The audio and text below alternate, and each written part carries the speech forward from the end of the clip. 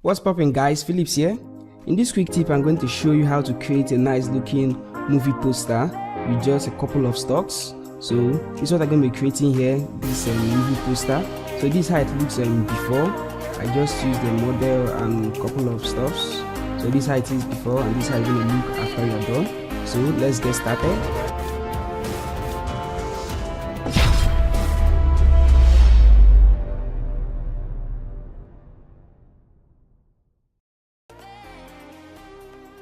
So first I have my objects, my stocks here. I have the stock of the model. As you can see, I've already cropped it just to make the work a little bit easier, the time frame shorter. So, and I also have the background I used for this, and then I also have the texture that I used for this. So, and I'm going to add all these materials in the link. If you check down the link in my YouTube description, you will see everything, all the materials I've used. So first thing I want to do is to just bring this model to this background, or the background to the model, any one of them. So I'll just do this by simply clicking, say duplicate, and then I'll send this to the background. Okay, so I'll just close this model for now, so I have a little more space here.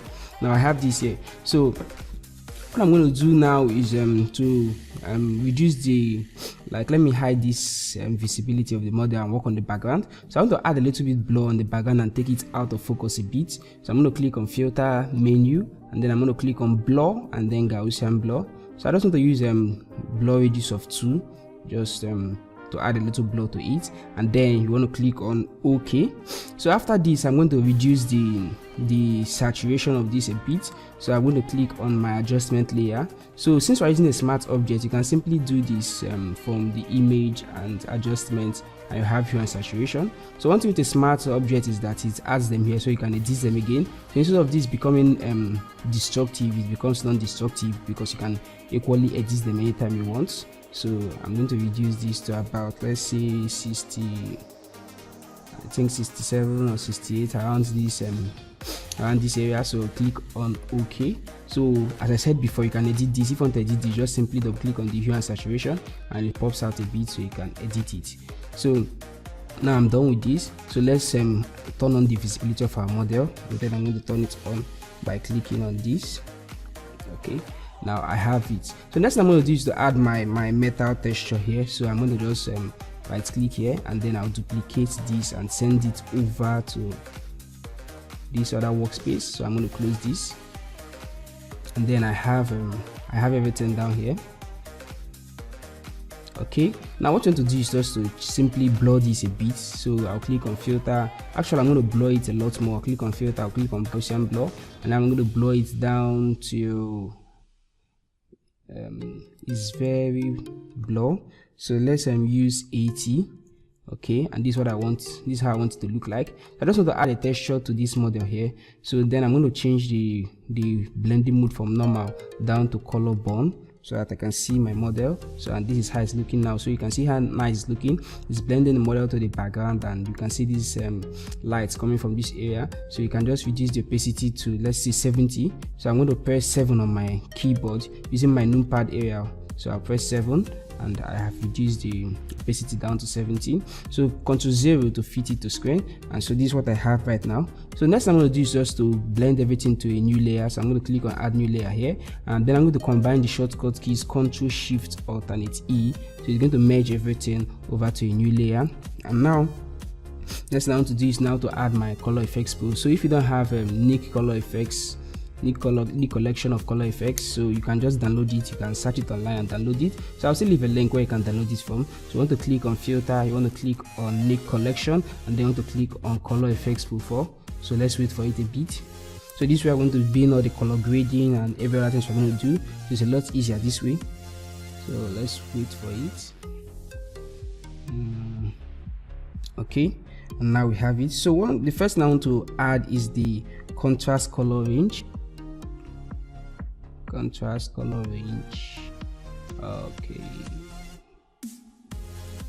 Okay, since our size is too big, it's 3.2 MB. So let's add the color contours, the contrast color range, and then you want to increase the color to about let's say, just play around with this till you get a desired effect. In case you're using a different picture, you can just play around with this. So let's say 72 looks fine, and then the color contrast 69 looks okay. So the brightness, want to reduce the brightness a bit actually, to reduce the brightness to like -8, and then the contrast to, let's say, 8%. And then when you're done, you click on add filter. So as I said, this is just left to you. You can just play around with it till you get what you like. So next thing I'm going to add is my dynamic skin smoother. So just let us smoothen this a bit. So I'm going to add my dynamic skin smoother. So you click on it and you have a color reach as 25. So you can just play around with this. I just want to add let's say maybe 26 is okay. Small details, just play around it. So I'll just keep sliding till I have something I like. So let's say 55 is okay, and then medium details, I'm just going to do the same thing, slide till I have something I like. So let's say 52 is okay, and large details, I'm going to leave it at 5. So when I'm done, I'm going to click on add filter, and next thing I'm going to do is to add the color stylizer filter. So I have color stylizer over here, and I'm going to I think this is looking good. So saturation 64. Okay, then I'm going to click on add filter. So after this, I'm going to add the cross processing. So I have cross processing here, cross processing, and I'm going to choose the method as B04 so that I have something that's looking like this. And then I'm going to increase the strength to, let's say, 42, and this looks nice. I'm going to click on add filter.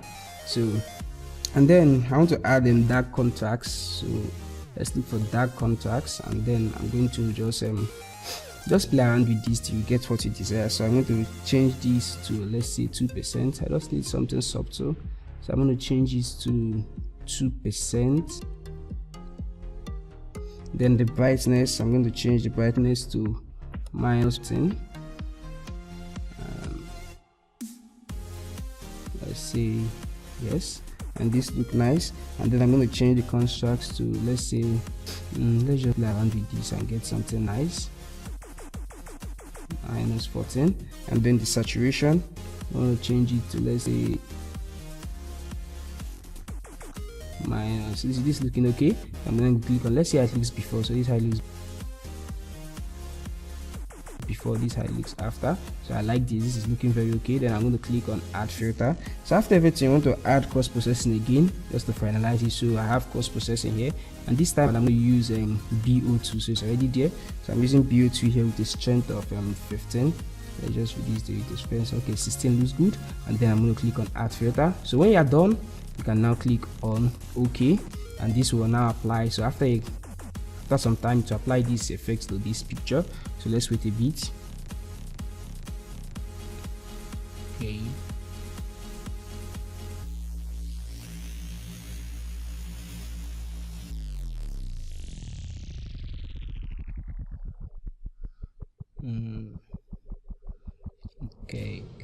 Okay, okay.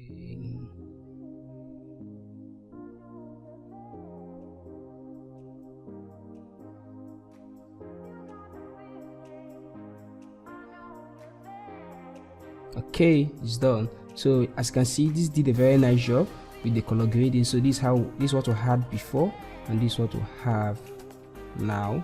This after. So another thing you can do also, like I didn't add it here, something that you can do is just to brighten up these areas here. You can just brighten it up here, so add some light here. I'm going to add a new layer here, so you can add it also. You click on your brush tool, just talk about it now. You can just add let's say light here. Let's make it brighter. So I'm going to undo this and reduce the hardness of my brush down to 0, and then click on it again. So I want to change the from normal to overlay. Let's see, I think this looks nice, so let's add some more. Yes, this looks nice. Then reduce the opacity to around let's say 50, and this is looking good.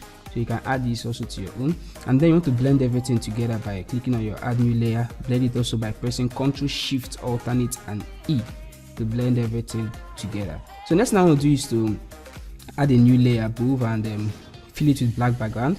So let's press D to bring it back to default here. That's our foreground and background back to default. So you can fill it with blah blah blah by simply pressing alternate delete. And what I want to do is to add my effects, what looks like stars here. So you can see this thing that looks like stars. So I'm going to click on filter, I'm going to click on noise, I'm going to click on add noise. So if you've been watching my tutorial, I know you've been seeing this a lot. I really like this effect. So you click on OK. Now you want to click on filter, I want to click on blur and Gaussian blur just to blur it up a bit.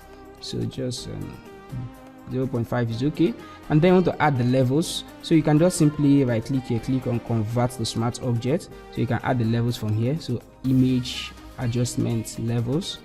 Then you can just add levels from here. So I just need something that looks like stars.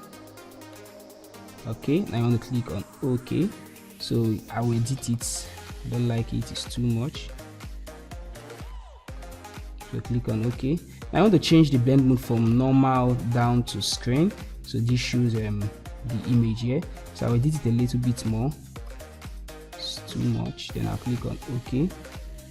Okay, let's go again. So just do this till you have something, till you have your desired effect. Okay, this is looking nice. So finally, I'm just going to increase it a bit. Ctrl T, click on OK, and then I'm going to increase it so that it becomes bigger because it's too small. So you click on OK. So, and I have something like this. Yeah, this is what I want. This is looking nice. Now you want to click on add a new, you want to click on your text layer, that's your test 2, sorry, and then you want to add I wrote forgotten. So I think I used a font called let's see, I think is let me change the color to white. I think I used let me remove the spacing. I think I use a font called Chleaf, C-H-E Chleaf. Yes, this is what I used, something like this. I'm going to reduce this. Okay, and then I have my forgotten over here. So let's press Ctrl T and reduce it a bit. So let's see. So I think this is it, forgotten. Now I just want to so I have my forgotten here. So what I want to do is to copy the layers type because I played around with it a bit. So I want to copy the layers style and come over to this place and simply paste the layer style. So paste layer style. So I have something that looks similar to what I have here, forgotten. So I actually used one T in the other one, so but it's okay. So let me just show you the gradient I used here. So I have my gradient. This is the gradient I used here. So I have this, I have this, I have this. So just to make this thing easier a bit for you, I'm going to save it and add it in the YouTube description. So you can just download it and use this exact same gradient if you need it. So you want to click on OK. And then the bevel and emboss I use this, I use the inner bevel, smooth, depth 297, size 227, and then I use the glass contour of this one, what's the name? So cool. So then you want to click on OK. So and this does it. So finally I want to change this to 4. So I'll use another test. So let's just look for something bold. So 4, then increase the size a bit. Okay, so forgotten. Let me just remove one of these T. So I'll make the hair. I think I like it like this. So it's just entirely up to you. You can do this anyhow you want. So forgotten. So let me just space it off out a bit. Let's say 20. Okay, and then finally I added the lens flare. So I'm going to click on file, I'm going to click on place embedded, and I think I have my lens flare around here. You just have it around light and flares. So lens flare I used for this is this solar eclipse. So it's also in the, you can check the YouTube description to see the link. So I want to reduce it. I added it around the 0. Then I'm going to drag it down this way. So I want to change the blending mode from normal down to screen. So you have something that looks like this.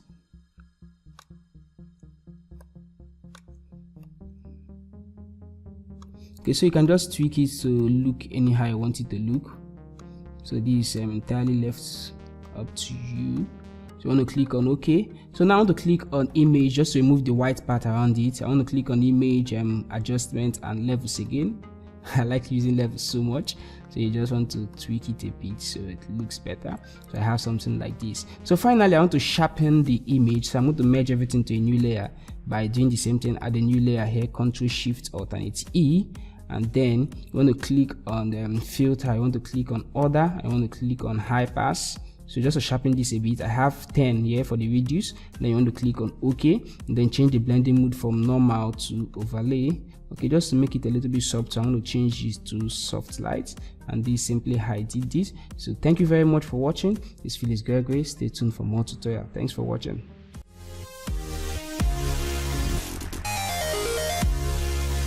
Bye.